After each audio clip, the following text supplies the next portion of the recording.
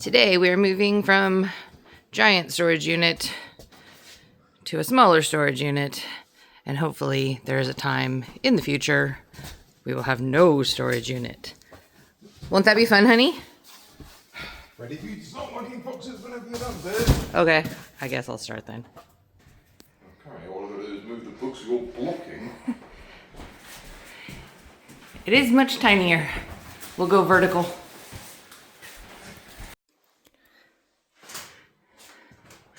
All right, I think that's all the boxes of books.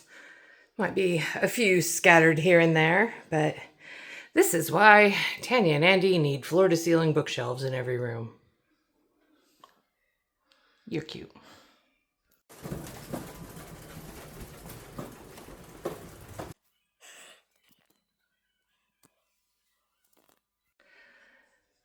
Getting pretty full. Thank goodness there's not much left but wool. Very full. I don't have a wool problem. It's just a normal amount of wool, honey. Technically, there's still 2 bags that could be classed as wool if you're being pedantic. Are there? Well, like fluff and like miscellaneous. That's a good pile of wool right there, baby. It's my life.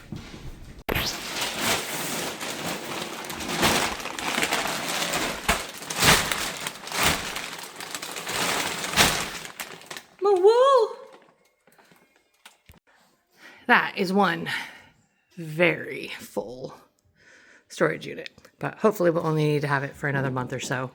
It's also possible I have too many clothes, but that's a problem for another day.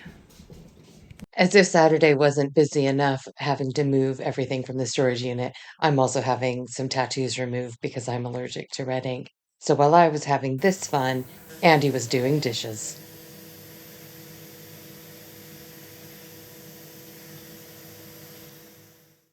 Andy's away at a Warhammer tournament today, so I had the electricians back in to rewire upstairs because unfortunately they just weren't able to find the fault. So we decided just to start fresh, which worked out great. And I was able to have another look at the sanding job that we did in the back bedroom. It's a bit rough and ready because it was nighttime. So I'll give it another good sanding on Friday when I've got the day off.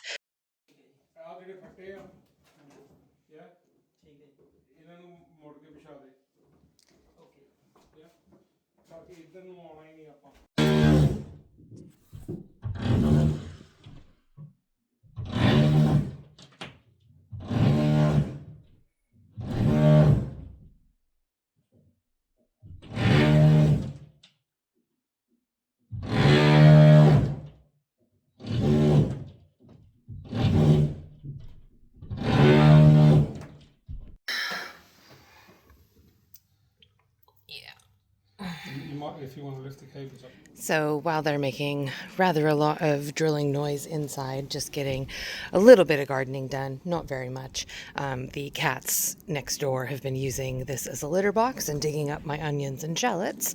So I've just put a wee bit of straw mulch down, covered it up temporarily, and I'm going to just plant some more shallots and onions in these little barrel planters that we picked up, and we'll see if I've got energy to fill any boxes on the bug hotel. It is quite cold out here, so I'll do what I can. So not much, but a couple dozen more onions and shallots planted. There probably is a bit more that I could do, but frankly, I'm just a little bit too cold, so I'm going to go inside and do some dishes instead. The electricians pulled out all of the old wiring, which in an 80-year-old house was not a small amount, but it meant that we were able to get all of the faults sorted, and it's now safe, and all my sockets work.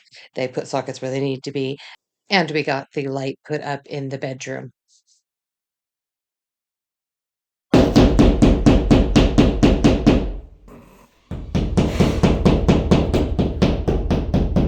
Assume he said, "Don't kill yourself."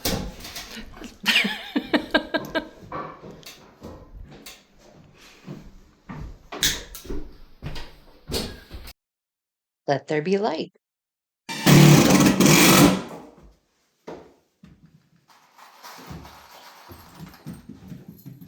Appreciate you putting me all back together. No. It's an odd job kind of day. Some are more odd than others. But I'm just trying to drought-proof this door, which this door will be gone, but it won't be gone before the coldest part of winter. So I've got this, shoved it into the really gappy bits. This bit where the actual door frame has come apart. You can see daylight from the inside. But at least now, even though the daylight's coming through, the actual draft hopefully won't be. So we'll see. Anything helps. Must think that all of our work just happens under these stairs. Because there's a lot of video of people working under these stairs. One of the best parts of the day, we now have a plug-in here for the lamp and for my little octopus dongle. So finally, after about 2 months, I can shut this door because there's no extension cable there. Yay. All right. All put back together again. And actually, after having a wee chat about what's going on under these floors, I think I've changed my mind about doing noggins. I don't think they're necessary with how thick this plywood is. So we've got all of these sockets are now working. There's no faults, which is flooping amazing. So obviously I've got to redecorate and get all that tidied up. But I think essentially we're now ready to fix the broken floorboards, because obviously that's got to happen. Although even this one, now that he's properly screwed it in, it's not causing chaos. So what we may do is just put the flooring down, finish the walls, do some painting. God, that light is so bright. I'm gonna regret my life choices there. We do have to change this dimmer because the LED can't be on a dimmer, at least not this one. So you can probably hear it having a wee crackle. So we'll get that sorted. Unfortunately, the light for Andy's office at some point during the process has gotten broken and wouldn't really fit there. It would have sagged because the back isn't terribly reinforced. So that's a bit annoying because it does mean now that we've got to find a new light because that one can't go in there. But I may at least be able to fix this one with a wee bit of wood glue and we can, you know, maybe stick it in the new dining room or something. So all in all, a pretty good day. Now I'm going to go edit this together and wait for Andy to get home and make some dinner and put that out for my scrap guys.